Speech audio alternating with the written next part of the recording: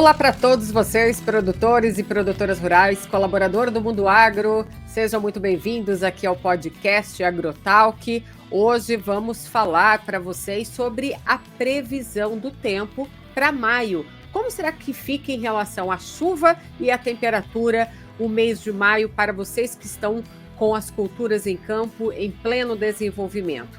Os contratos futuros do açúcar estão iniciando aí as cotações, impulsionados em parte pelas condições dos impactos climáticos na safra de cana-de-açúcar, que está começando a safra 24-25.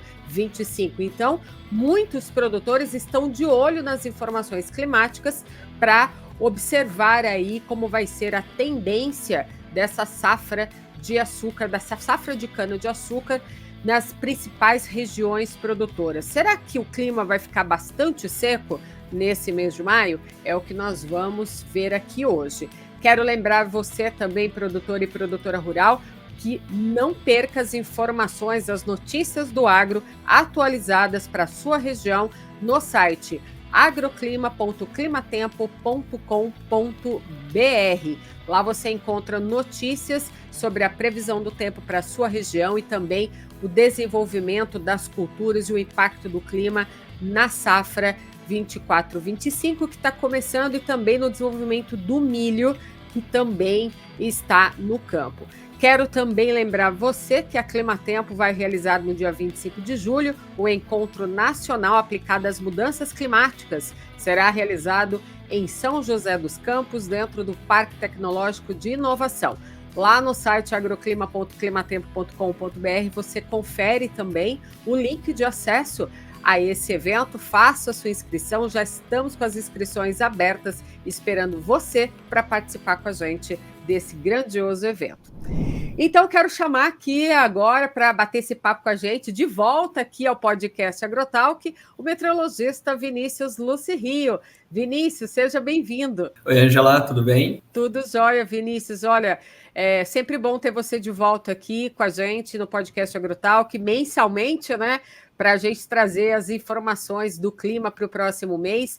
Esse mês de maio, inclusive, acho que você ouviu eu acabar de dizer, está sendo um mês muito importante para a agricultura, especialmente aí também para o canavicultor, que está de olho nas informações climáticas para essa nova safra de cana-de-açúcar. Recentemente eu estive em Rio Verde, Goiás, eu vi lá por Rio Verde a cana também já em estágio de desenvolvimento bastante avançado, junto com o milho.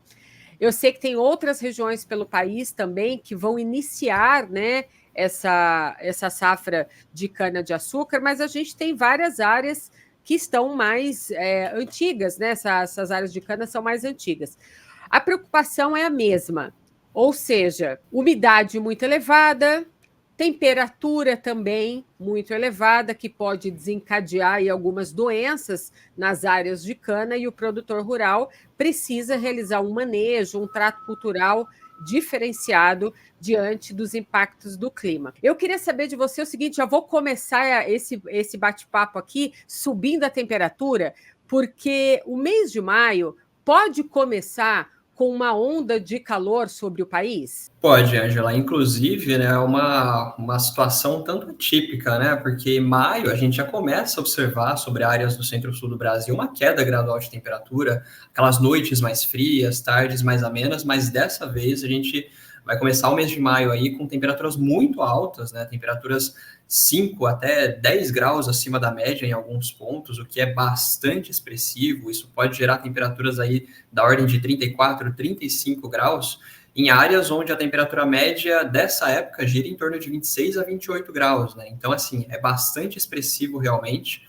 Então, agora, né, esse começo de maio, primeira semana, pelo menos, deve ser com temperaturas bem altas, né? Não apenas, né, em áreas de Goiás, mas também em Mato Grosso do Sul, São Paulo, Triângulo Mineiro, até mesmo áreas do norte do Paraná podem ter temperaturas muito elevadas, bastante expressivo, vai chamar a atenção. E essa onda de calor que maio já está, né, antecipando, você está antecipando para a gente aqui essa informação, ela começa através de um bloqueio atmosférico, né? Eu queria que você explicasse um pouquinho para o produtor entender, porque a gente, pelo que você falou, dá a impressão que esse bloqueio ele fica mais localizado na região central do Brasil. Os extremos do Brasil não vão sentir essa onda de calor, tanto como o interior do país, o coração do Brasil.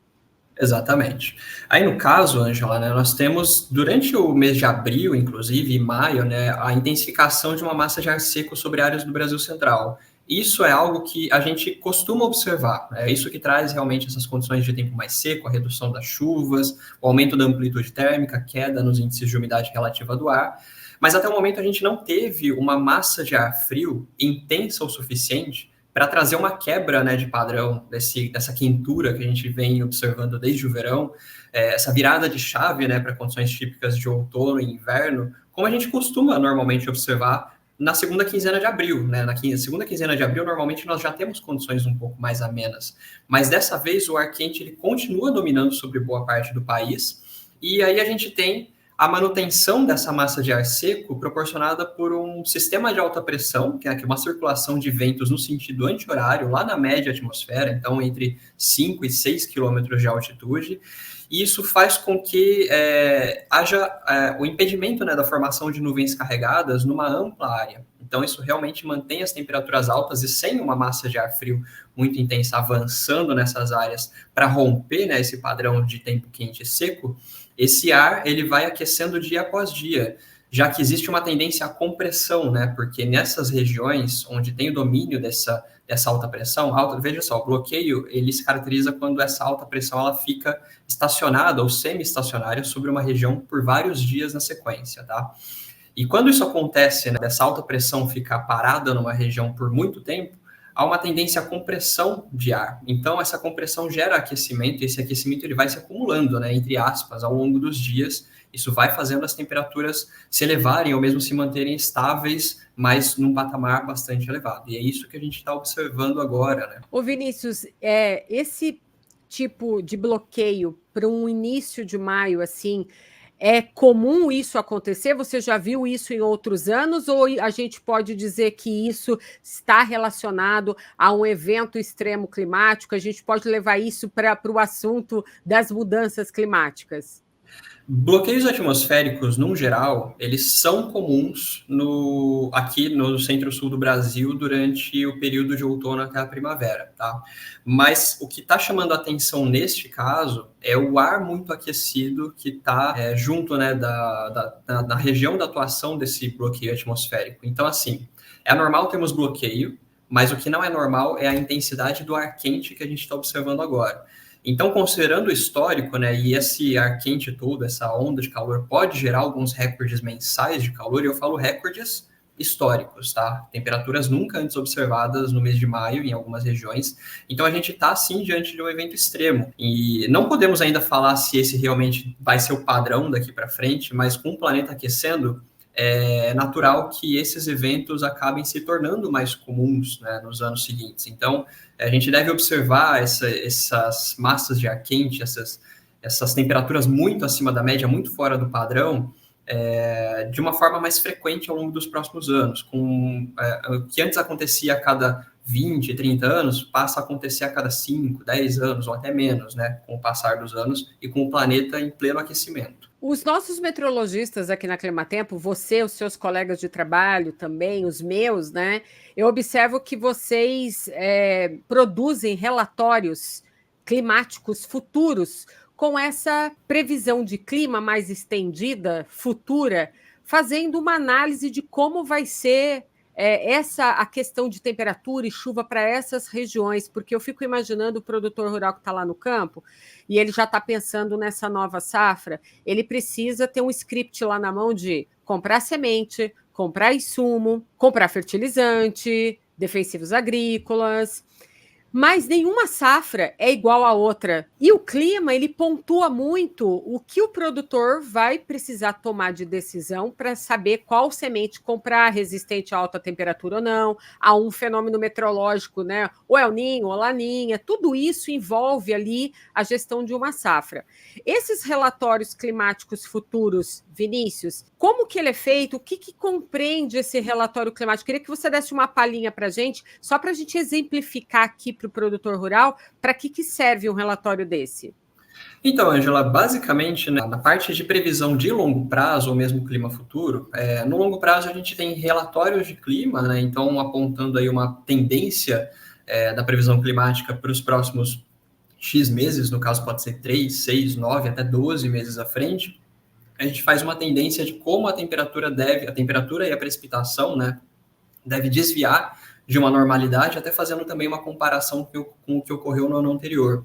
Eu percebo que muitas pessoas gostam de fazer esse comparativo, não apenas com a média histórica, mas também com o ocorrido, né, em um ano ou 2 anos anteriores, para ter uma base do que aconteceu. Olha, se no ano passado foi assim, então esse ano vai ser dessa forma, então eu posso me planejar dessa maneira. Mas aí de clima futuro, né, pensando aí em anos, décadas à frente, também a Climatempo produz esse tipo de relatório, é algo uma análise um pouco mais detalhada, né? Porque aí leva em consideração principalmente quanto que os principais parâmetros, né, temperatura e precipitação, devem se comportar ao longo dos próximos anos. Aí não é uma previsão no sentido de falar que tal mês vai ser assim, mas sim o quanto que o clima, né, o quantificar e mesmo qualificar como que o clima deve mudar ao longo dos próximos anos em cenários de mudanças climáticas, né? Já que isso é uma realidade, a gente não está falando mais de futuro, a gente está falando de presente, né? Já que a gente está presenciando essas mudanças ocorrendo.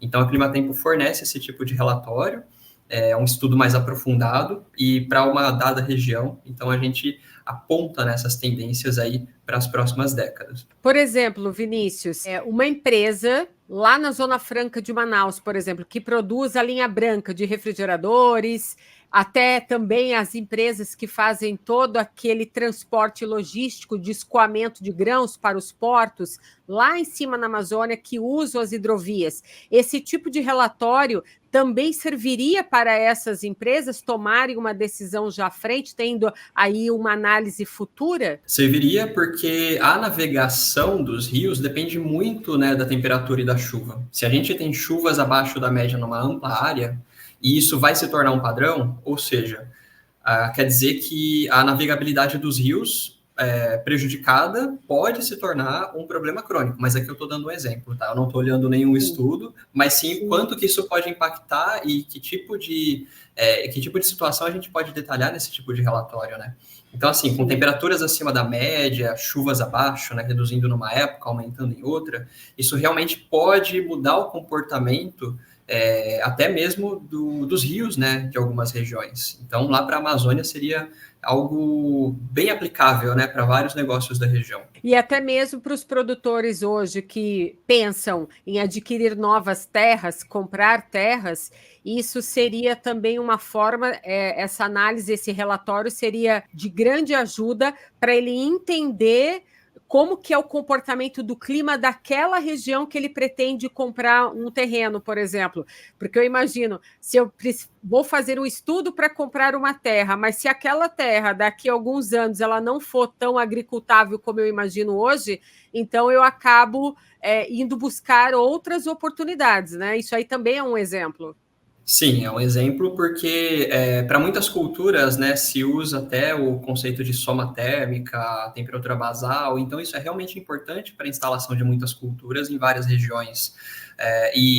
Essas projeções de clima futuro, elas dão uma boa ideia, né, uma boa base para esse tipo de transação também, né? No caso, a aquisição de uma terra numa determinada região, pensando numa cultura específica, isso pode ser de grande utilidade, tá? Muito interessante.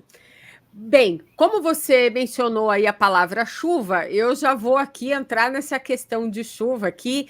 Eu recebi até, inclusive, um e-mail de uma produtora rural, o nome dela é Grazi Camargo, ela é de São Cepé, no Rio Grande do Sul, ela acompanha aqui o podcast Agrotalk, né, regularmente, e ela assistiu o nosso último podcast, que a gente estava falando sobre o mês de abril. E aí a gente falou muito sobre chuva acima, abaixo da média. E a dúvida dela aqui é sobre se na região dela, onde ela descobre qual é a média de chuva para a região dela. Ela quer saber, primeiro, se cada região tem uma média de chuva acima e abaixo, ou é por município, ou é somente por estado? Cada localidade tem a sua média climatológica, né? Mas normalmente quando a gente vai mencionar, a gente fala de uma forma mais regional. Por exemplo, na região de São Cepé, Santa Maria, aquela região mais central do Rio Grande do Sul, a média climatológica da precipitação para maio é em torno de 140 milímetros, né? Mas a gente pode falar entre 130 e 150 milímetros, justamente porque o Rio Grande do Sul, no geral, não tem uma estação úmida e seca, né, bem definidas. Então, esses volumes de chuva eles podem desviar um pouco mais ou um pouco menos, a depender do mês. Mas naquela região, o padrão, a média histórica para maio é em torno de 130 a 150 milímetros, e essas informações, né, Angela, a gente pode consultar, inclusive no site da Climatempo, né, quando a gente vai lá na pesquisa www.climatempo.com.br, a gente busca o nome da cidade, e lá embaixo, né, no rodapé, nós temos uma parte que se chama climatologia. Lá nós temos as médias de temperaturas e de precipitação para todos os meses do ano e para todas as cidades do Brasil também. Então tá aí, né, Grazi Camargo, você que nos mandou o e-mail de São Cepé, no Rio Grande do Sul, você pode encontrar as informações de climatologia da sua cidade lá no site da Climatempo. É só você digitar www.climatempo.com.br. Você, produtor também de outra região brasileira, é só digitar o nome do seu município nessa aba do campo de busca. Quando você digitar e você der Enter, vai aparecer lá a página com a previsão para hoje, para os próximos 5 dias. Você vai rolar essa página até o final. Num campo da página que está bem cinza escuro, vai ter uma coluna escrito gráficos. Nesta coluna vai ter uma palavra escrito climatologia. Aí você vai clicar em cima dessa palavra climatologia e vai abrir a página de climatologia da cidade que você buscou lá no campo de busca. É facinho para você descobrir qual que é a média de chuva para o seu município. Então, Vinícius, a média de chuva, quando você for falar aqui daqui a pouquinho, se a chuva vai ficar acima ou abaixo da média em determinado local do país, aí a gente já vai saber se na minha cidade a chuva vai ser acima ou abaixo da média. Então, fica aí, dessa forma, fica bastante fácil entender essa projeção de clima futura. Vamos então falar, né, como vai ser essa questão relacionada à chuva no país durante o mês de maio. O que você traz para a gente sobre a região sul do país? Então, Ângela, a região sul do Brasil, né, esse mês de maio, vai ter bastante ingresso de ar quente e úmido, né, de áreas do interior do país. Então, esse ar que está causando, né, esse calorão todo, ele vai, de certa forma, fluir para áreas da região sul, principalmente Paraná, Santa Catarina, oeste do Rio Grande do Sul. E como essa área de alta pressão ela está atuando como um bloqueio, então ela vai dificultar a passagem de frentes frias para áreas mais do sudeste e centro-oeste do país, retendo a maior parte da chuva em áreas do extremo sul. Então, áreas do centro-sul do Rio Grande do Sul, todo o leste litoral gaúcho também na Serra, incluindo Porto Alegre, Santa Maria, região de São Cepé, região da fronteira com o Uruguai, devem ter volumes de chuva acima da média histórica. Então, a gente está falando de uma média histórica de 140 a 180 milímetros em praticamente todas as regiões do Rio Grande do Sul, tá? Então, acima desse valor, nessas áreas que eu citei, mas ali no extremo norte do Rio Grande do Sul e também meio oeste de Santa Catarina, grande parte do estado do Paraná, as chuvas elas tendem a ficar entre a média e abaixo do normal, principalmente em áreas do oeste e norte paranaense, então pegando as regiões de Cascavel, Umuarama, Campo Mourão, Londrina, Maringá, ali as médias de chuva para maio, elas ficam em torno de 100 a 80, 100 milímetros e devem ficar abaixo disso, cerca de metade do volume médio, né, mensal, que deve ocorrer agora durante o mês de maio. Outras áreas que devem ter chuvas um pouco acima da normalidade também é toda a faixa litorânea, desde Santa Catarina até o Paraná, porque as frentes frias, né, apesar de elas terem essa dificuldade, vão ficar mais retidas sobre o extremo sul do país, e também esse fluxo todo de ar quente, as frentes frias elas vão ter um deslocamento mais pelo oceano, elas vão ter dificuldade para entrar pelo interior do país.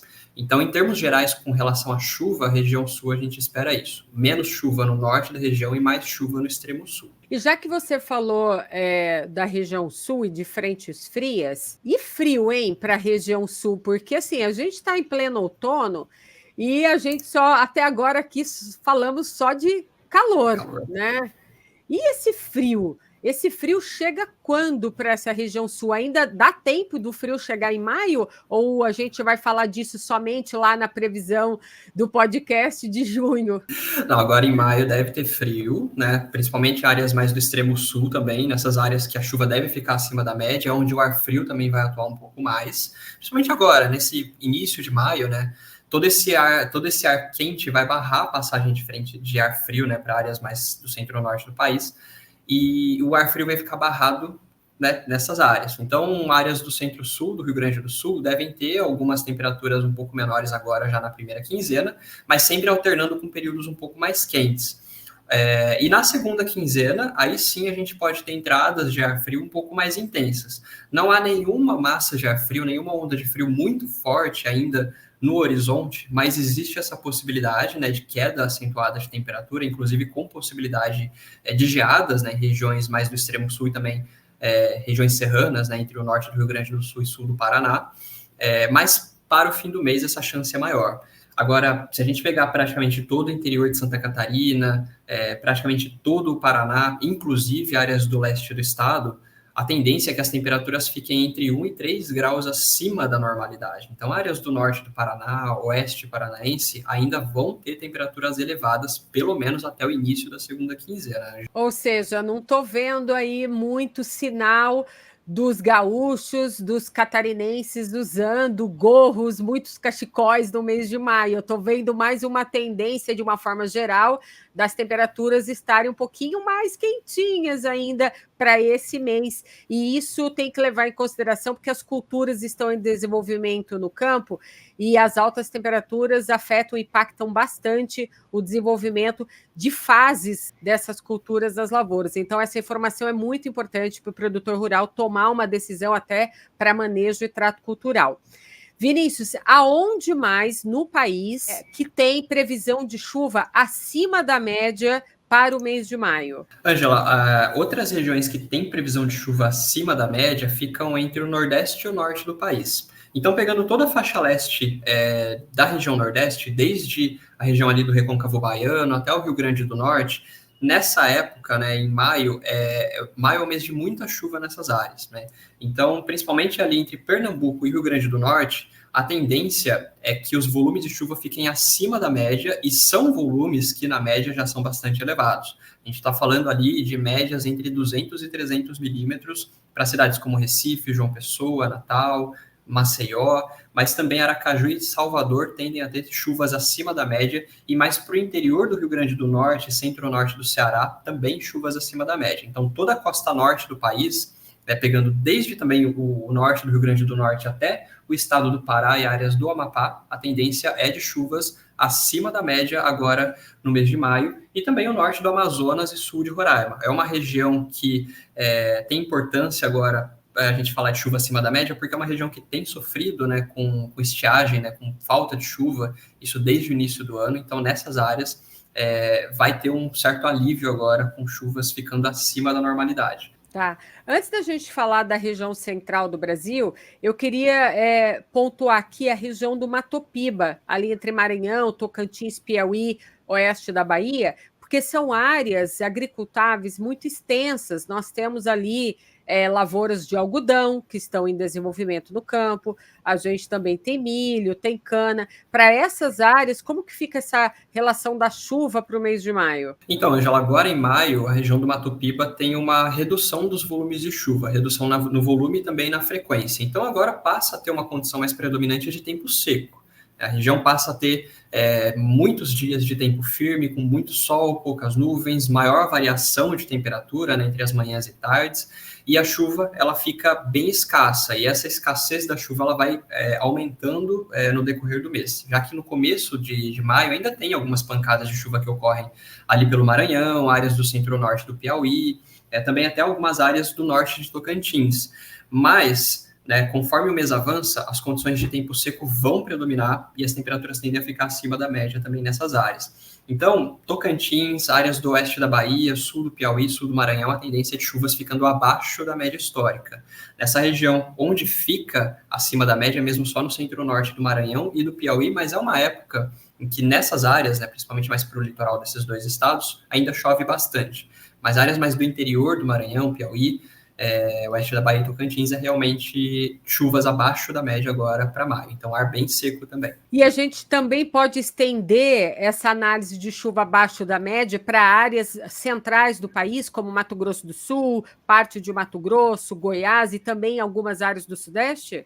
Sim, todas essas áreas, toda a região sudeste e centro-oeste do Brasil vão ter chuvas abaixo da média agora no mês de maio. É um mês que os volumes de chuva já são consideravelmente menores, né, do que em março e abril, por exemplo. Então a gente está falando ali de volumes em média no Brasil Central, pegando Goiás, DF, áreas de Minas Gerais, norte de São Paulo, algumas partes de Mato Grosso do Sul e Mato Grosso, volumes que na média são menores do que 30 milímetros. Então maio é um mês de pouca chuva, mas por vezes acontecem algumas precipitações, né? Principalmente associada à passagem de alguma frente fria, mas justamente com essa tendência de domínio persistente do ar seco, a gente não deve ter praticamente nada de chuva nessas áreas. Então, principalmente o Mato Grosso do Sul, o sul do estado, que recebe volumes ainda um pouco mais altos, a tendência é que os volumes fiquem bem abaixo da média e o ar bem quente, né? Então, isso vai acentuar condições de tempo seco que já vem persistindo agora desde meados do mês de abril. Ok, para você, produtor, que está nos acompanhando aqui no podcast Agrotalk, a gente está falando aqui sobre as condições do clima para o mês de maio, e até agora o que a gente pôde apurar aqui com o Vinícius é que no Brasil Central a gente vai ter chuvas abaixo da média, temperaturas já elevadas nesse início de maio, com essa previsão de uma onda de calor, né, iniciando o mês de maio. As chuvas acima da média para o mês de maio estão sinalizando aqui nesta previsão que fica nos extremos do Brasil. O Vinícius comentou aqui sobre o centro-sul da região sul e também áreas mais ao norte do país, com essa chuva acima da média. E, Vinícius, algo bastante importante que você pontuou aqui com relação à temperatura elevada e chuva abaixo da média nessas áreas, e me veio aqui na mente, a gente está numa época que a gente tem bastante incidência de sol, nesse caso dos bloqueios atmosféricos, porque não temos nuvens, não temos chuva, e a gente tem dias com bastante radiação solar e temperatura elevada nestas áreas que você comentou. E, às vezes, até uma grande amplitude térmica, né? O dia amanhecendo com uma temperatura ali vai 10, 12, 13 graus e superando, né, os 27 graus, 28 graus em algumas áreas. Essa radiação solar, ela também, durante o mês de maio, a gente pode dizer que ela vai estar incidindo alta sobre essas áreas que você comentou, onde tem chuva abaixo da média? Sim, porque aí, no caso, a gente vai ter pouca nebulosidade, né? Nessas áreas que a gente deve ter chuvas abaixo da média, que é a maior parte do interior do Brasil, nós vamos ter a ocorrência de vários períodos com bloqueios atmosféricos, né? Ou mesmo áreas de alta pressão atuando. E até como eu apontei anteriormente, né, essas áreas de alta pressão, elas têm um movimento relativo, né, de subsidência, ou seja, indo de cima para baixo, e para a gente ter formação de nebulosidade, a gente precisa de ar subindo na atmosfera. Então, nesse caso, com pouca nebulosidade, muitos dias de tempo firme, realmente a radiação solar ela vai ser bastante intensa, né? Em todo o centro-oeste, praticamente toda a região sudeste, até mesmo no norte da região sul, em áreas do sul da região norte, onde a chuva também deve reduzir bastante agora ao longo do mês de maio. E aí a gente lembra também na baixa umidade relativa do ar e na baixa umidade do solo para as plantas. Isso também vai ser comum no mês de maio a gente observar nas regiões produtoras. Tanto a umidade relativa do ar baixa quanto a umidade do solo também dão uma manutenção para essa condição de amplitude térmica elevada. Então, a gente vai ter todos esses fatores atuando, né, ao longo do mês de maio. A umidade do solo, que já está prejudicada em várias regiões, vai continuar diminuindo. O ar que já está seco também em várias regiões vai continuar caindo. E isso vai favorecer noites mais frias, principalmente em áreas do Brasil Central, interior de Minas, até mesmo interior da Bahia, e alguns pontos até no estado de Mato Grosso, Tocantins, mas assim que o sol nasce, isso é durante o período escuro do dia. No período claro, as temperaturas sobem de forma muito acelerada.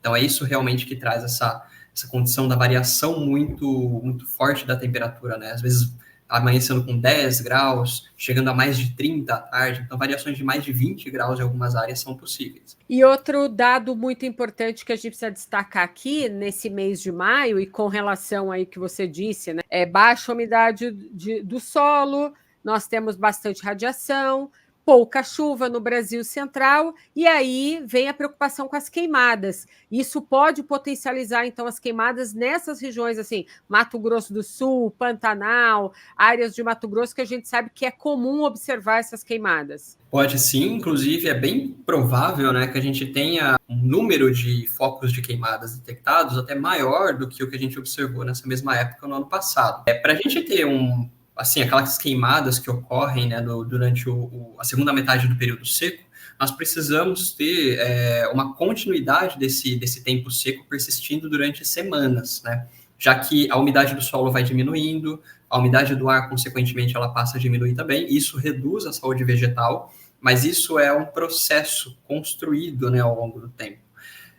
Não é imediatamente no momento em que o tempo começa a ficar seco que a gente tem aumento no foco de queimadas, mas como a gente já está, né, com o tempo mais seco há algum tempo, então é bem provável que esse período mais crítico assim de queimadas ele se antecipe um pouco, principalmente em áreas do Brasil Central, em áreas do Mato Grosso do Sul, e fique mais agravado no final do inverno, né? Ali entre julho e setembro, que é quando a gente tem o maior número de focos. Então, no período em que esses focos de queimadas realmente têm um aumento muito significativo, nesse ano a gente provavelmente já vai estar tendo muitas queimadas.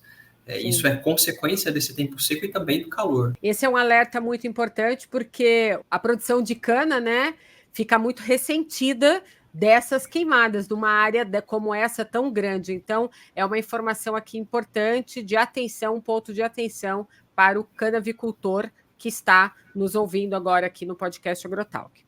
Bem, Vinícius, acho que a gente explanou bastante aqui, aonde tem chuva abaixo e acima da média no país para o mês de maio. E para a gente já caminhar para o final desse podcast, eu queria, claro, te perguntar a respeito do El Niño. A gente já pode dizer que no mês de maio a gente já estaremos em neutralidade, não teremos mais influência do El Niño. Como se comporta esse fenômeno no mês de maio? Então, agora a gente está saindo, né, dessa condição de El Niño, já está bem enfraquecido, já passando para uma fase de neutralidade, de fato, porque todas as regiões ali do Pacífico Equatorial elas já estão mostrando resfriamento, especialmente áreas da costa oeste da América do Sul, que já tem regiões em que as temperaturas estão abaixo da média. Então, essa fase de neutralidade está começando e deve persistir ao longo agora de todo o restante do outono, né? Maio, junho. E durante esse período de neutralidade, Ângela, a gente deve ter o início, né, a formação do fenômeno Laninha, que é o oposto, né, que é o resfriamento do Pacífico Equatorial ao longo de toda a faixa, até saindo aqui da América do Sul indo em direção à Oceania. Então está confirmado, Laninha vai começar ainda no final de outono e início de inverno. Bem provável que ali no início do inverno a gente já tenha. E só que tem um ponto aqui bastante importante, Ângela, porque eu vejo muito que as pessoas estão esperando frio, né, por conta do Laninha. Mas nós temos outras bacias oceânicas que influenciam bastante no nosso clima, e uma que de suma importância para a gente é o Atlântico tropical. Desde a região do Trópico de Capricórnio até o Trópico de Câncer, nós estamos observando desde o final do ano passado, temperaturas consistentemente acima da média, e isso pode ter pode ser uma causa, né, uma das causas para essas temperaturas muito altas que a gente está observando agora fora, entre aspas, fora de época, né, algo fora do padrão. Então, esse efeito, né, do Atlântico muito aquecido, a gente vai confundir até com efeitos do El Niño, pelo menos até junho, começo de julho, que deve produzindo algumas temperaturas mais altas na maior parte do país. Ou seja, as pessoas vão achar que o El Niño ainda não acabou, né? Apesar Exatamente. de estarmos na neutralidade, que o El Niño não acabou. Mas acabou, né? Vamos estar em neutralidade. Sim, e o Laninha deve se desenvolver ao longo de todo o segundo semestre. E como efeito, né, as pessoas geralmente associam com frio, porque realmente o Laninha traz uma propensão maior à chegada de mais massas de ar frio no cone sul da América do Sul. Por vezes avançam para áreas do sul, sudeste e centro-oeste do país. Mas nesse primeiro momento, a gente vai ter esse grande tampão do ar quente e seco, muito quente e seco, dificultando a passagem dessas massas de ar frio para o interior do país. E elas vão desviar para o oceano. Então, o efeito disso ao longo do segundo semestre vai ser um resfriamento gradual do Atlântico Sul, o que deve trazer algum efeito nas médias de temperatura mais para o fim do ano. Então, ali, a partir de outubro, novembro, a gente deve realmente começar a sentir alguma queda de temperatura assim, mais notável por conta do Laninha. Tá? Então, essas massas de ar frio elas realmente devem ficar mais comuns agora no inverno, mas com dificuldade para avançar para o interior do país. Mas as temperaturas acima da média ainda vão predominar na maior parte das áreas, pelo menos até julho e agosto. Então, para resumir aqui, maio a gente já entra nessa questão da neutralidade climática, sem El Niño, mas ainda vamos sentir alguns efeitos, né? Como se estivesse sentindo os efeitos desse fenômeno El Niño, mas de fato mesmo temos aí já uma projeção para o início da Laninha, já no início do inverno.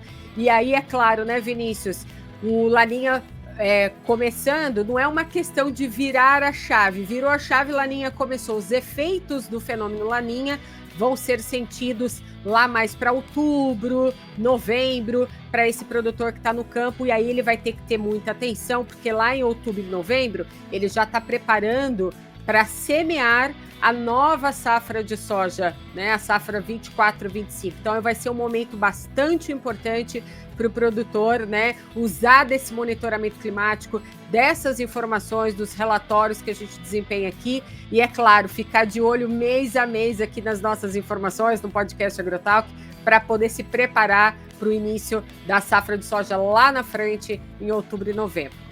É isso, Vinícius, muito obrigada, viu, por trazer novamente aí os dados do mês de maio para a gente. É um prazer sempre ter você aqui mensalmente comigo, para a gente poder antecipar aí para o produtor rural essas informações, para ele ter e levar para dentro do campo a sua melhor estratégia com a cultura que ele planta. Muito obrigado, Ângela, pelo convite e aguardo o próximo. Até a próxima, então. Até mais. Até a próxima. Tchau, tchau.